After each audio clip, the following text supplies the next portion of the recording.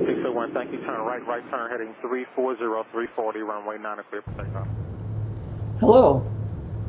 I wanted to practice engine failure in a multi-engine aircraft. I have a pretty elaborate X-plane flight simulator and found that the options to simulate an engine failure in the critical phases of flight was really quite limited. If I program the simulator to do it, it's really hard to get the time between mean failures. Either it takes so long to fail, you're 5,000 feet, or it can even fail both engines at the same time if you set the settings low enough. So I wrote a script to do this, and the script is written to fail between 80 and 110 knots.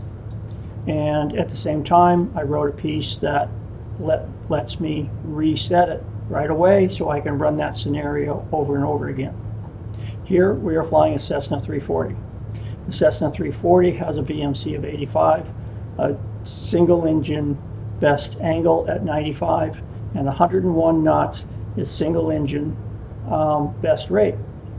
So without further ado, let's take this, let's try the simulator. We add power, all green. We are releasing the brakes and rolling down the runway.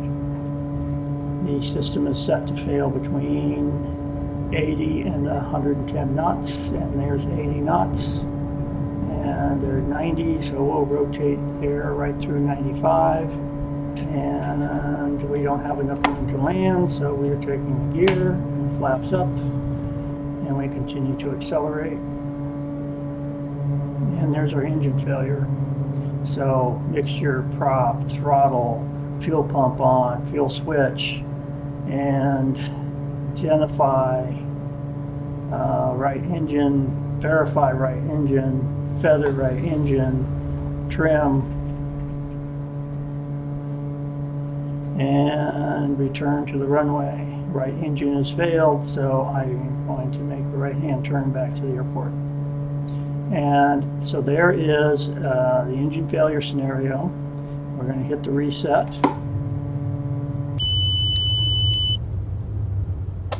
Flap set. Gear down, make sure prop throttle set. Add power. Release the brakes. So that was a pretty critical space right after rotation. We had the gear up, which helps us clean this up very well. And here we have 60 knots, 90 knots, 80 knots, 85, 90. We'll rotate through 95. We still have runway, no more runway. We'll take the gear up, take the flaps up, and as the aircraft accelerates, we have another engine failure. This is the left engine failed at this time, so mixture, prop, throttle, fuel set, fuel pump on, identify feather, left engine verified, left engine feather, and return to the runway. Do a reset, full power. Release the brakes. Airspeed's alive. All in the green. Monitor engine power. We are generating full power. 70, 80, 85, 90, 95. Engine failure. Okay. Here it is on the ground. And see how hard that is to operate. Okay, full braking, and we can immediately go back into a reset. Try that one again. Flap set, power coming up. So as you can see, it's set between that band. I have no idea where it's going to fail. It's set to totally random, but I know it's going to be before I hit 110 knots, which is really what I want. I want to be able to instill that engine might fail at any time during the takeoff roll, and always be prepared for that engine failure. Airspeed alive.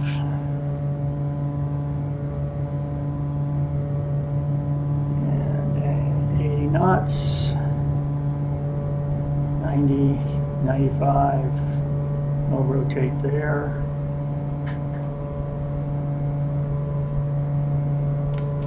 And the gear is up. Flaps. Okay, there's a failure. Mixture prop. Throttle. Maintain 100 and 100 knots. Trim the aircraft. Verify. Fuel. Verify left engine failed. Feather left. Secure left.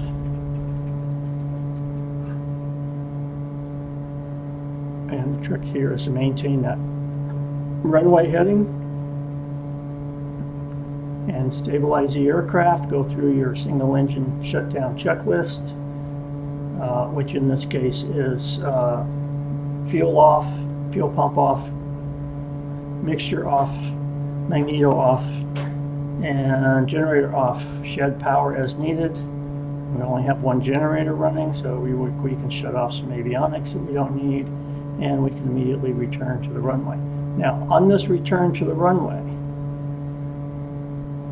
I turn into the dead engine, lower the nose, make sure I'm maintaining that altitude, but I'm still climbing here. So, return to the runway. We don't want to return to the runway necessarily to exactly to where we came back, because that ends up giving you a couple of S-turns left and right to reestablish yourself on that runway. It's like doing a teardrop entry. So what we do is fly a pattern, stabilizing the aircraft, and we don't need to make any rash movements here. And as we turn downwind, and we'll roll out there. And as you can see, we're pattern altitude now, airport elevation about 860 feet, so we're right about pattern altitude. Now, if I try to dive to that runway, that's going to be a very unstable environment. However, if I continue this climb, I continue to get that elevation that I need, and we continue to go downwind.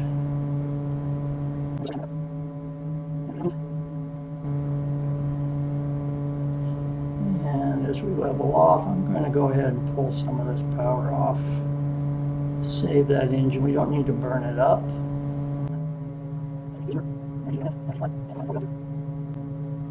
Now, as you can see, I have in the Garmin GTN 750, I have programmed in the visual approach.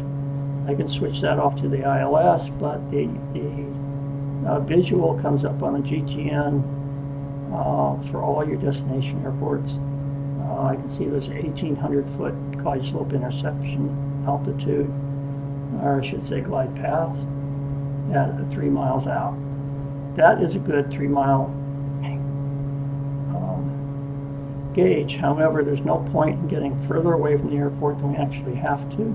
So we can pull some power off, which removes a lot of that asymmetrical thrust. And the airplane's pretty clean here, so we can go ahead and make this gentle descending left turn and pick up this glide path. And if any time I need full power, I need the wings level. Within this turn and low power setting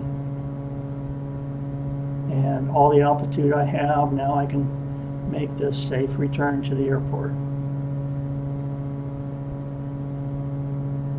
And I'll slow that turn down a little bit and intercept this glide path at a reasonable angle. And there's our runway coming into sight. You see how controlled this is? There's no real panic situation here. We roll out on the runway heading. 1 mile final runway 23. And thank you, ForeFlight, for that. I'm above the glide path, so I'm going to go ahead and pull the power back off. Now I'm holding the gear a little bit, and to get just a little bit closer. We're still pretty high, so here comes the gear, and I'm going to power off and maintain our airspeed. 500. And bleeding off a little bit of that airspeed, and I'm still keeping it above single engine best rate. A little bit of power here just to drag it in. 100 knots, and no flaps. I don't need to make my life more difficult, although we will land long. There I take the power off, and there's a very gentle landing on the runway on one engine. Now, what I wanted to do, of course, was demonstrate how fast it is to reset this process. I push my button and reset my flaps, and we're ready to try it again. If you want a copy of the script, or if you want to play with the simulator, drop me a line, jim@centerlineair.com. See the link below. November 4 Romeo Victor, contact link final controller on 128.55.